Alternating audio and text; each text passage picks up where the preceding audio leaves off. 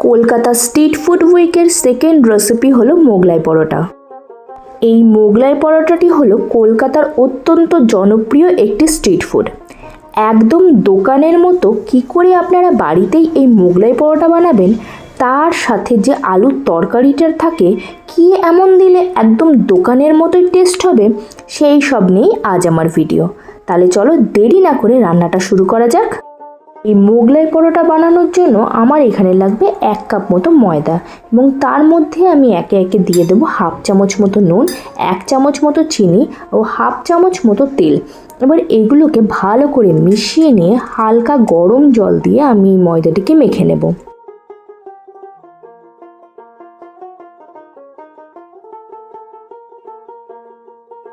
হয়তো আমার ময়দা দেখে আপনারা নিশ্চয়ই বুঝতে পারছেন এটি কতটা নরম হয়েছে। এই সময় সামান্য ওপর থেকে তেল ছড়িয়ে দিয়ে 30 মিনিটের মতো এটিকে ঢেকে রেখে দেব।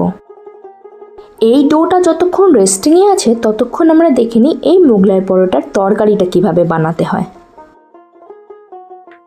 এখানে আমি 2টো বড় আলুকে কেটে নিয়ে প্রেসারে সেদ্ধ করে নিয়েছি।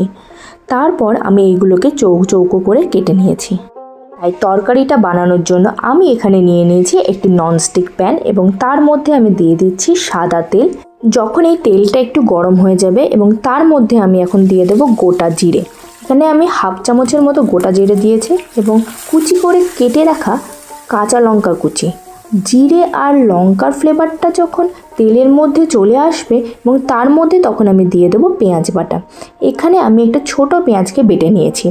এবার এর মধ্যে আমি এখন দিয়ে দেবো আদা রসুন বাটা। এবার আমি এই আদা রসুনটাকে পেঁয়াজের সাথে ভালো করে মিশিয়ে নিচ্ছি। যেই ভালো করে মিশে যাবে এবং তার মধ্যে দিয়ে দেবো কিছু বেসিক মশলা, যেমন আমি এখানে ইউজ করেছি হাফ চামচ মতো হলুদ গুঁড়ো, হাফ চামচ মতো লঙ্কার গুঁড়ো ও হাফ চামচ মতো ধনে গুঁড়ো দিয়ে এখন ভালো করে মিশিয়ে নিয়ে এটিকে 5 মিনিটের মতো ঢেকে রাখবো। এই মশলাটা রেডি হয়ে গেছে।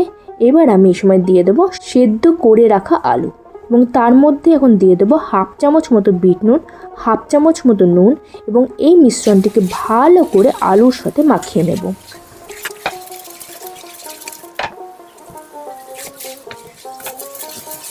মশলার সাথে এই আলুটি ভালো করে এখন মেখে গেছে। এবার এই সময়তে হাফ কাপ মতো জল দিয়ে এটিকে হাই ফ্লেমে 5 মিনিটের মতো রান্না করব।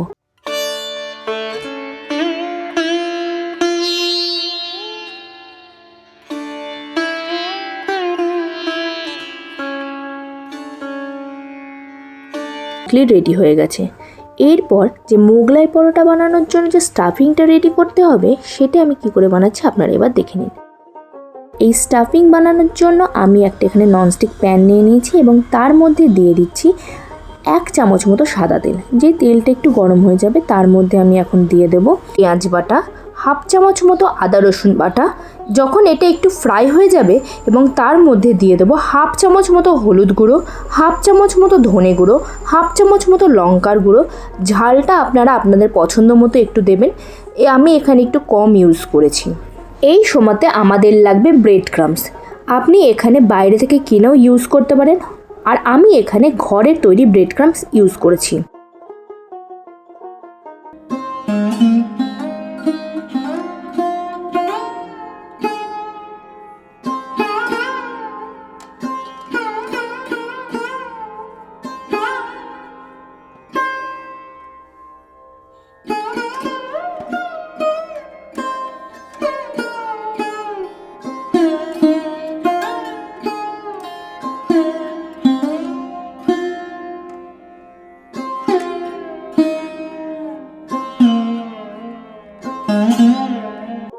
এবার আমি মোগলাই পরোটা বানাবো। তার জন্য আমি এখানে নিয়ে নিয়েছি একটি বোলের মধ্যে কিছুটা লঙ্কা কুচি, কিছুটা পেঁয়াজ কুচি, নুন ও আগে থেকে তৈরি করে রাখা 3-4 চামচ মতো ব্রেড ক্রাম্বস, আর দিয়ে দেবো একটি ডিম দিয়ে এটিকে ভালো করে মিশিয়ে নেব।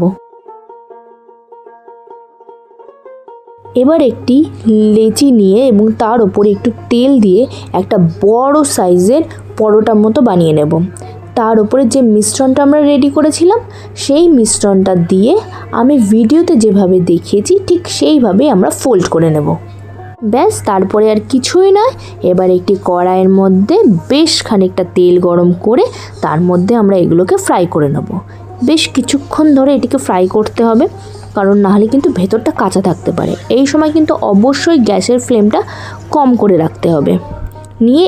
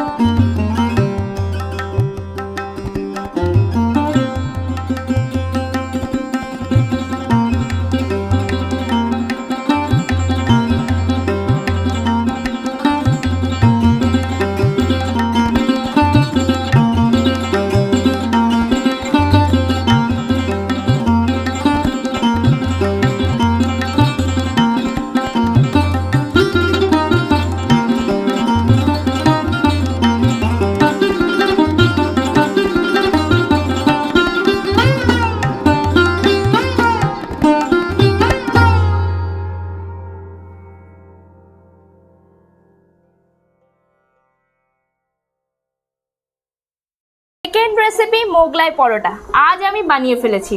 এই যে দেখতেই পাচ্ছ, আমি এখানে মোগলাই পরোটা নিয়েছি, তার সাথে আলুর তরকারি, যেটাকে বলে আলুর তরকারি আর স্যালাড। আমি তো ওয়েট করতে পারছি না, চলো খেয়ে দেখা যাক কেমন হয়েছে। এই দেখো এর ফিলিং।